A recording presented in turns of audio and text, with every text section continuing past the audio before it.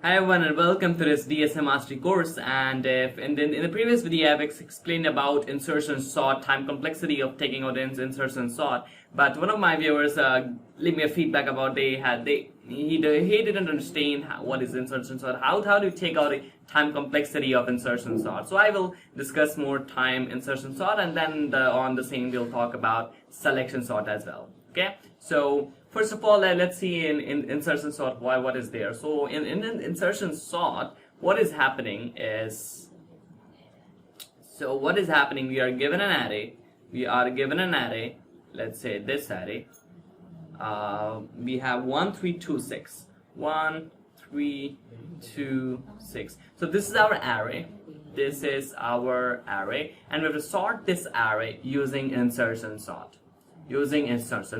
So basically in insertion sort, what we do, we compare these two. First of all, we will compare these two elements in an array, and if we see that if this first element is smaller than the second element, then it is okay. We have to sort the array in ascending order. Means smaller to bigger. Okay, so we have to sort the array in ascending order. So you can see here 1 is smaller than 3, then it is okay.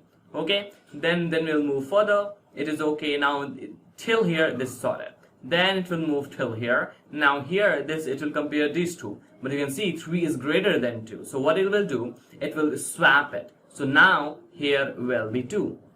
In this position will be 2. But one thing more it does, it checks with this element also. As you argue today that, hey, if 1 is smaller than 2, so why do we do this kind of thing? So let me tell you that what we do, if the previous element, this element is greater than to whom we are comparing, then we have to compare with all the elements which are in the left side of this element. So we have to compare this and this as well. Okay, we'll see one case about this problem, and then if you go here, then here after that we are left with 1 2 3 and 6, and then we will compare this both. These are good to go. But if it is 7, then we have to compare 3 of them. Okay, so this is our some kind of thing, and let's talk about some of the best case. What is the best case? The best case means that we got lucky and we got a best input. So in this case, the base case is, this is our array. The base case would be that our array is already sorted. Our array is already sorted. You can see here, if we compare this both, we are doing just k work n times. I'm going to say not n times. So it is doing k work. Okay, so it is doing k work, means comparing it, and then it will move further. And if it is smaller than 3, then it's obvious that this is smaller than also 3. So why do we compare?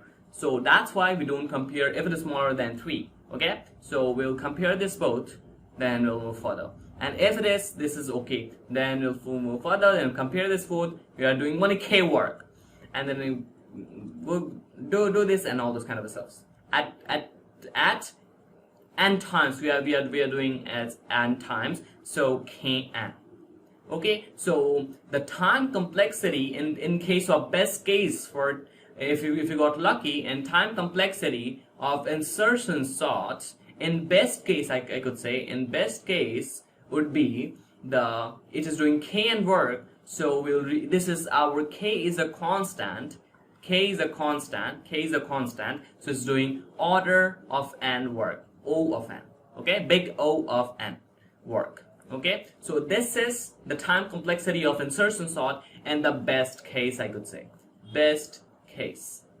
Okay, so now we'll talk about the kind of in worst case. Basically, when we are taking out the time complexity, we only care about worst case unless and until it is instructed.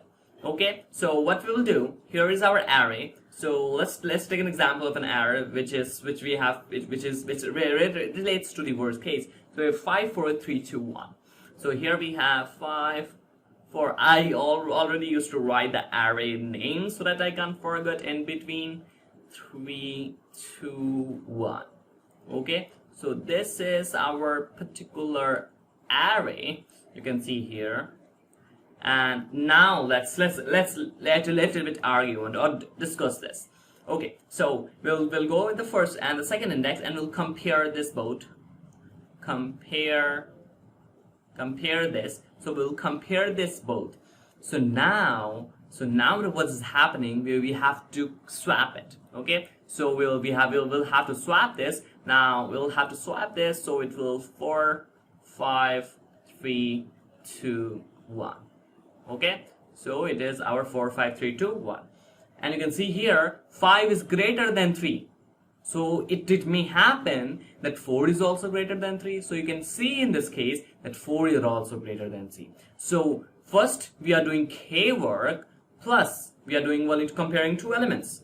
Now here we are comparing one element. So here in this we are comparing only k times, means only two elements. So in this we have to compare 2 times, means 1 times as well as with 4. So it is doing 2k plus. So we'll go further. Now our array will be something like 3, 4, 5, 2, 1. Okay, I'm giving the pipes here. So it is pipes 1. Okay, so what is happening now? It will move here and then compare these 3, because 5 is greater than 2. It may happen that 4 is also here. It is. It may happen that 3 is also. So we'll compare with 3s. So it is doing 3 compares. And on and on and on till n minus 1 times. Okay, so till n minus 1 times. Okay, so it is doing till n minus 1 times. And in this case, we're swapping out every element, comparing with all the elements in the left side of the greater ones. Okay, so we are doing this kind of thing. And what I can do, I can separate out k from there. So I can write 1 plus 2 plus 3 plus 4 plus all the way down to the n minus 1. Okay, we can write this, although we can write this k, and this can be denoted as n minus 1 by 2. So kn squared, kn. So I will write 2 as is obvious that you can do. Maybe you're familiar with maths also. So we can do this. It is not 2. It is kn. So in convention and usually, if you've seen my first video about time complexity analysis, maybe you had seen a rule that I've written that we remove the low order terms. So we remove kn because this is a high order terms. So we'll remove the low order terms, and then here we can see this all k2 here. K2, we can take this as a constant C, like you can say C. Maybe you're familiar with C also, because in the first video I've already introduced with C. So the notations as asymptotic notation, big O notation, omega notation, and theta notation. So this is our constant C. So we left with n squared. So the time complexity of insertion sort is order of n squared. We are not writing worst case, because we can write for worst case. It will be helpful. But usually when someone asks you what is the time complexity of insertion sort, you must have to say that the time complexity of insertion sort is order of n squared. But if we ask about best case, you have to answer the best case. But in phenomenal, you will not even ask about the best case. Okay? So this was about our favorite insertion sort. Okay, and I hope that all your doubts have cleared. The one guy who's saying here. Okay. So if you have any, if you want one person who has a doubt, I'll definitely make a video if I find it genuine. Okay, so you can comment below. I'll be happy to make the video on that. Okay. So now we will. The notes in the description on box below. You can take out the look. Take out a look at there. Okay. So now we'll talk about selection sort. So in selection sort, what we do is we are given an array. So we are given an array. Let me take another pen. That looks good. Okay. So we are given an array. Whatever the shape is, I'm not able to draw the best array here. After we find the minimum, we put this into the first index. Okay. So we put this into the after finding the it means the minimum in this array, we can put the element in the 0th index. Okay, then we will leave this, then we'll not care about this. Now we'll care about the rest of the array.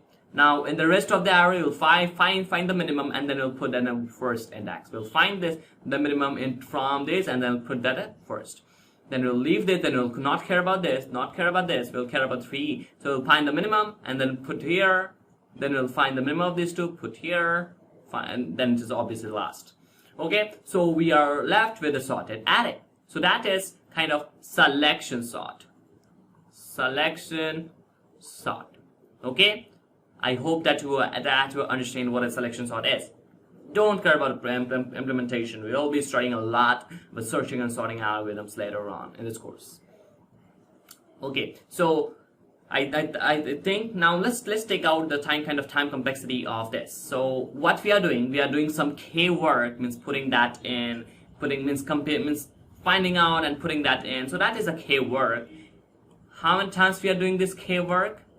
Till n-1 times, because we leave this element, and then we'll care about. We leave this element, then we care about n-1, n-2, n-3.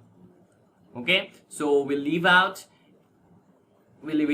this and this, and then this is something kind of n-1, n-2, all the way down to the n, all K I can say, until and unless we reach out to the whole case. Okay, so again, it is very easy to understand. I think you're not able to understand. Again, I'm understanding that what we are going to do here, if we find the element, we leave out that element and then move further. So we leave out this element, and then now we are left with n-1 length of array. Okay, so if you find this, if you get the minimum, then we'll leave this, and then we'll cover it. So it is n-2.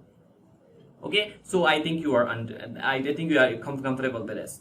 Okay, so we can take out this common, and then again 1 plus 2 plus all the way down to the K. I could say K and n. I could say n, and then we can again the same thing happens as K n-1